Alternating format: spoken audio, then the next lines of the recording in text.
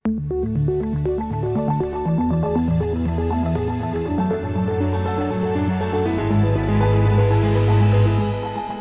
This Morning.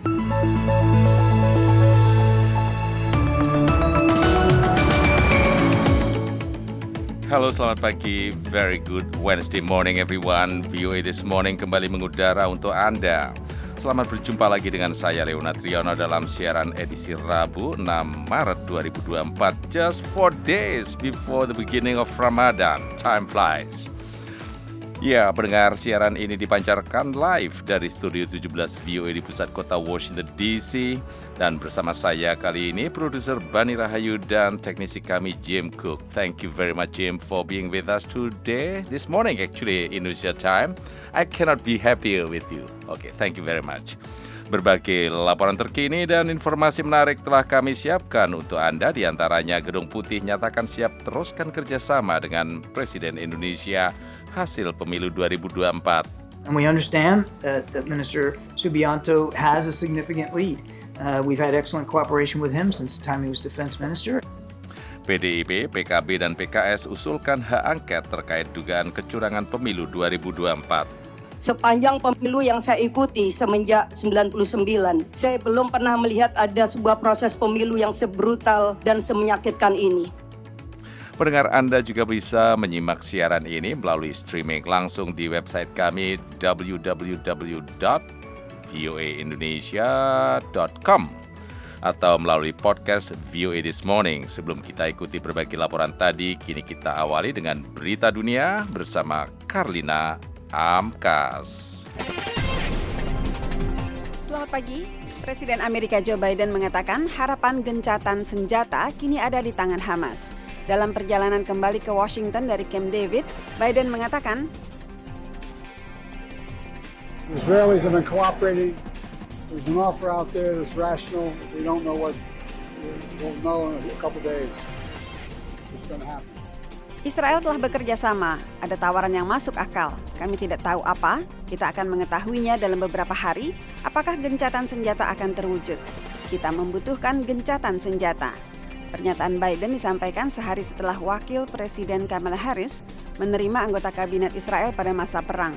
Mereka datang ke Washington meskipun ditentang Perdana Menteri Israel Benjamin Netanyahu karena pemerintahan Biden mengintensifkan upaya mendorong lebih banyak bantuan kemanusiaan ke Gaza yang dilanda perang. Biden, Harris, dan pejabat senior lainnya di pemerintahan semakin belak-belakan menyatakan ketidakpuasan atas meningkatnya jumlah korban tewas di Gaza dan penderitaan warga Palestina yang tidak bersalah sementara perang sudah berlangsung hampir 5 bulan. Pertukaran tahanan Palestina dan sandera Israel di Gaza hanya akan terjadi setelah gencatan senjata, kata pejabat senior Hamas Osama Hamdan Selasa, sementara pembicaraan gencatan senjata di Kairo antara Hamas, Mesir, dan Qatar berlanjut tanpa ada tanda-tanda terobosan.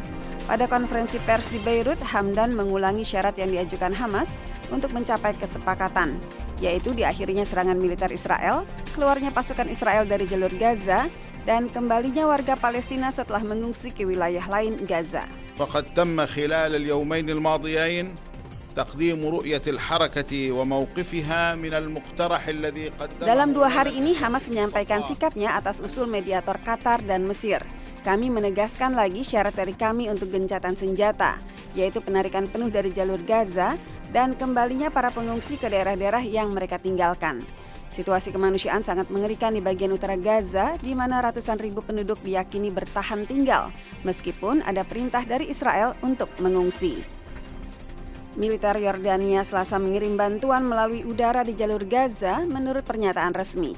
Pengiriman dilakukan bekerja sama dengan Amerika, Prancis, dan Mesir. Komando Pusat Amerika mengatakan pesawat-pesawat menerjunkan 36.800 paket makanan di wilayah utara Gaza. Ini bantuan kedua Amerika yang dijatuhkan langsung dari udara sejak Sabtu. Organisasi-organisasi bantuan mengatakan mereka tidak bisa lagi mendistribusikan bantuan pangan di Gaza Utara karena gangguan hukum dan ketertiban di sana. Menurut organisasi-organisasi bantuan, pengiriman melalui udara tidak bisa menggantikan pengiriman melalui darat. Mereka menempuh cara mahal itu sebagai langkah terakhir. Mereka mengimbau gencatan senjata kemanusiaan dan meminta Israel agar membuka penyeberangan ke Gaza Utara.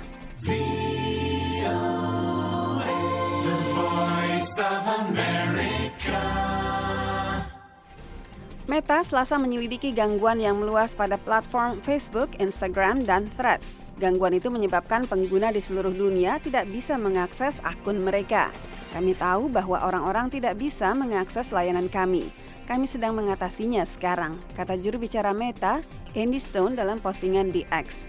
Halaman status Facebook yang ditujukan bagi pengiklan menyebutkan bahwa situs tersebut mengalami gangguan besar dan tim teknis secara aktif berupaya menyelesaikan masalah ini secepat mungkin. Menurut data terbaru, Facebook adalah platform media sosial terbesar di dunia dengan 3 miliar pengguna aktif bulanan, sedangkan Instagram memiliki sekitar 1,35 miliar pengguna. Presiden Hungaria Selasa menandatangani undang-undang tentang upaya Swedia untuk bergabung dengan NATO. Ini adalah langkah teknis terakhir sebelum negara Nordik itu menjadi anggota ke-32 aliansi tersebut. Parlemen Hungaria meratifikasi masuknya Swedia pada 26 Februari, mengakhiri penundaan lebih dari 1 tahun yang membuat frustrasi anggota aliansi lainnya dalam menghadapi invasi Rusia ke Ukraina. Swedia yang selama 200 tahun ini netral secara militer akan diundang untuk menyetujui perjanjian Washington dan secara resmi menjadi anggota NATO. Hampir 100 pengungsi yang dievakuasi dari Libya tiba di Italia pada Selasa sebagai bagian dari kesepakatan antara pemerintah Italia dan beberapa organisasi lainnya. Pada 2023, pemerintah menandatangani protokol dengan Badan Pengungsi PBB dan berbagai komunitas Katolik yang mengizinkan 1.500 pengungsi dan orang-orang yang membutuhkan perlindungan internasional untuk dievakuasi dari Libya ke Italia dalam periode 3 tahun. Pendengar, demikian berita dunia VOA Washington. Juru bicara Dewan Keamanan Nasional Amerika John Kirby mengatakan bahwa Presiden Amerika Joe Biden siap bekerja sama dengan Prabowo Subianto apabila pada akhirnya ia dinyatakan terpilih, mengingat kerjasama yang sangat baik dengan Prabowo selama menjabat Menteri Pertahanan. Kepala Biro Gedung Putih VOA Patsy Widakuswara berada di lokasi untuk menyampaikan laporan selengkapnya. Pendengar, Penasehat Keamanan Nasional AS John Kirby menyatakan bahwa Presiden AS Joe Biden siap bekerja sama dengan Prabowo Subianto jika ia pada akhirnya menjadi presiden terpilih. Prabowo dan cawapresnya Gibran Rakabuming Raka untuk sementara unggul jauh dari 2 paslon lain. Sementara itu dalam konferensi pers di Gedung Putih siang tadi waktu Amerika, saya bertanya kepada Kirby mengapa Amerika belum menyampaikan ucapan selamat kepada Prabowo seperti sejumlah negara lain termasuk Inggris, Australia, Tiongkok, dan Rusia. We're obviously closely following the ongoing vote count, and we understand that Minister Subianto has a significant lead. Kirby mengatakan tentu kami mengikuti secara seksama proses penghitungan suara yang sedang berlangsung dan kami tahu bahwa Menteri Subianto memimpin jauh. Kami memiliki hubungan kerjasama yang sangat baik dengannya sejak ia menjabat Menteri Pertahanan dan apabila ia pada akhirnya terpilih, kami berharap dapat melanjutkan hubungan tersebut. KPU belum mengumumkan secara resmi hasil pemilihan Presiden 2024 yang seharusnya baru akan disampaikan akhir Maret jika tidak ada perselisihan hasil pemilu yang diajukan ke Mahkamah Konstitusi. Saya juga meminta tanggapan Kirby apakah Gedung Putih khawatir akan kemunduran demokrasi yang terjadi di Indonesia. Hal ini mengingat rekam jejak Prabowo yang buruk dalam isu HAM terkait tuduhan penculikan dan penyiksaan aktivis pro-demokrasi pada tahun 1998, serta sederet isu lain termasuk tuduhan dinasti politik yang dibangun Presiden Jokowi mengingat Gibran menjadi cawapres Prabowo setelah mengubah konstitusi berkat keterlibatan pamannya di Mahkamah Konstitusi. We never back away from our concerns about the need for human rights, civil rights. Kirby mengatakan kami tidak pernah mundur memperjuangkan keprihatinan kami akan isu HAM, hak-hak sipil dan nilai-nilai institusi demokrasi, dan Presiden Biden tidak akan berhenti menyampaikan keprihatinan kami. Saya mewawancarai Direktur Eksekutif Imparsial Gufron Mabruri untuk menanyakan tanggapannya. Menurut saya ke depan dengan rekam jejak yang bersangkutan ya Prabowo Subianto jika benar ya nanti terpilih menjadi presiden, tentu saja ini bukan hanya menjadi presiden buruk ya dalam konteks penyelesaian kasus kejahatan negara di masa lalu, tetapi juga ini akan berdampak pada situasi penegakan HAM Indonesia ke depan. Ini bukan pertama kalinya Amerika Serikat mengesampingkan prinsip HAM untuk kepentingan geostrategis. Tahun lalu, Joe Biden menyambut dengan mewah Perdana Menteri India Narendra Modi ke Gedung Putih dalam sebuah kunjungan kenegaraan resmi, meski Modi merupakan sosok Hindu nasionalis yang dikenal keras, menindak oposisi dan memberangus kebebasan pers. Hal ini dikarenakan posisi India yang sangat penting dalam rivalitas AS dengan Tiongkok. Melalui lensa ini, Indonesia juga menjadi negara yang dianggap strategis oleh Amerika, khususnya untuk mewujudkan Indo-Pasifik yang aman dan meredam pengaruh Tiongkok di kawasan. Demikian laporan saya, Patsy Widakuswara dari Gedung Putih. Kita kembali ke studio.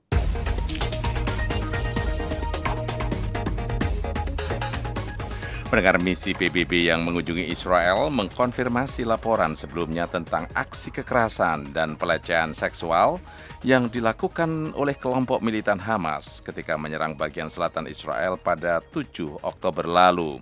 Sementara itu, UNRWA juga bersiap mempublikasikan laporan investigasi tentang penyiksaan dan pelecehan seksual yang dilakukan tentara Israel terhadap ratusan tahanan Palestina. Berikut laporannya.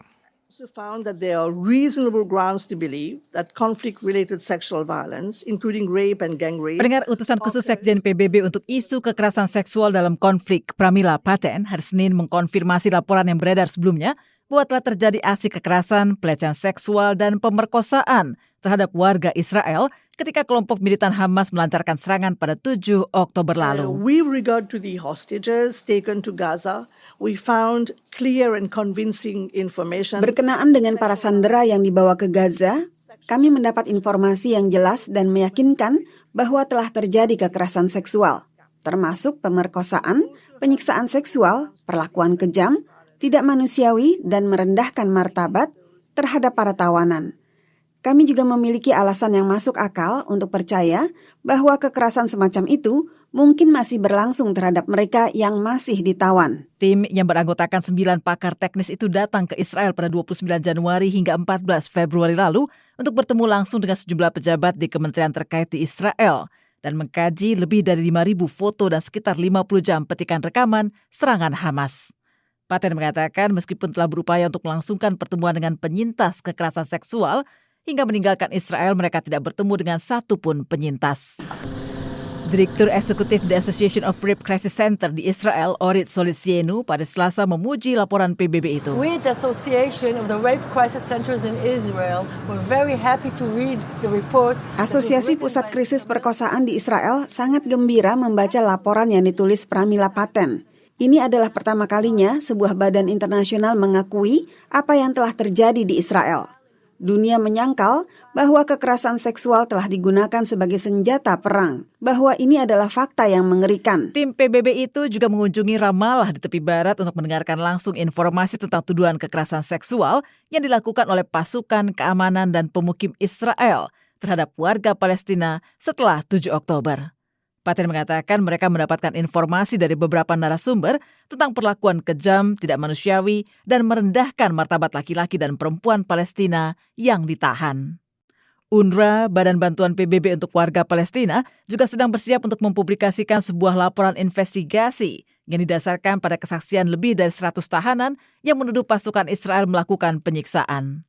Laporan yang belum dirilis itu, tapi selain telah didapatkan oleh surat kabar New York Times, menuduh Israel telah melakukan penyiksaan terhadap ratusan warga Gaza yang ditangkap selama perang dengan Hamas. Kepala UNRWA, Philip Lazzarini, menjelaskan hal itu ketika ditanya wartawan hari Senin. And we have indeed an internal report about their experiences with detention. Israel menyatakan perang terhadap Hamas setelah kelompok militan itu menyerang bagian selatan negara itu dan membunuh sekitar 1.200 orang. Hamas juga menculik sekitar 250 orang lainnya yang sebagian telah dibebaskan dalam gencatan senjata November lalu.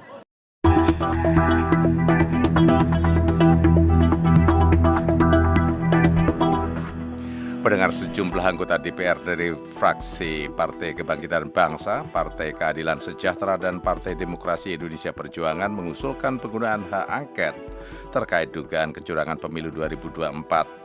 Namun usulan yang diutarakan melalui interupsi di sidang paripurna DPR, pertama DPR sejak pemungutan suara itu, hingga kini belum dibahas lebih lanjut. Fathiah Wardah melaporkan dari Jakarta.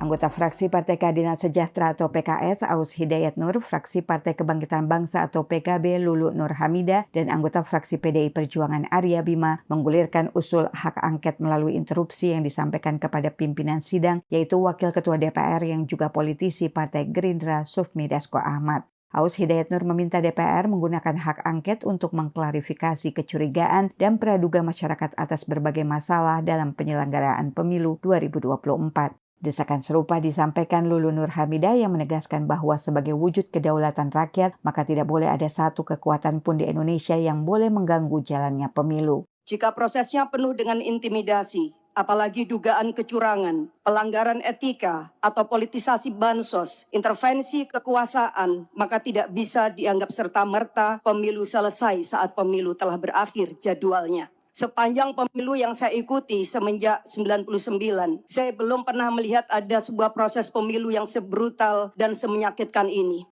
Lebih jauh, Lulu menyampaikan otokritik karena sikap DPR yang bungkam dan membiarkan apa yang terjadi saat begitu banyak akademisi, budayawan, guru besar, mahasiswa, dan rakyat biasa yang melaporkan berbagai kecurangan yang terjadi. Dalam sidang paripurna pertama yang dilangsungkan DPR pasca pemungutan suara 14 Februari lalu, Arya Bima, anggota DPR dari fraksi PDI Perjuangan, meminta pimpinan DPR untuk memaksimalkan pengawasan melalui hak interpelasi, hak angket, atau mekanisme lain untuk memastikan kualitas pemilihan umum selanjutnya semakin baik. Usul ketiga anggota itu langsung dikecam Herman Khairan dari fraksi Partai Demokrat yang membantah telah terjadinya kecurangan dalam pelaksanaan pemilu lalu.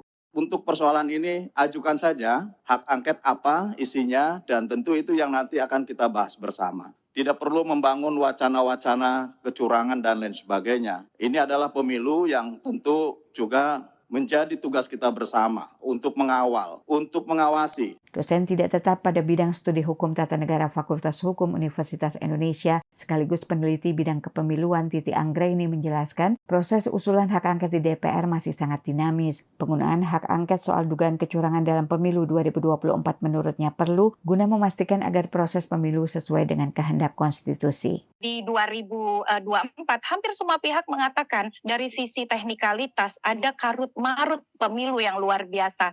Lalu dari sisi penegakan hukum ada ketidakpuasan terhadap keadilan pemilu. Pertanyaannya ini adalah jalur konstitusional yang diberikan kepada DPR untuk menggunakan haknya. Dari Jakarta, Fathia Wardah melaporkan untuk VOA Washington.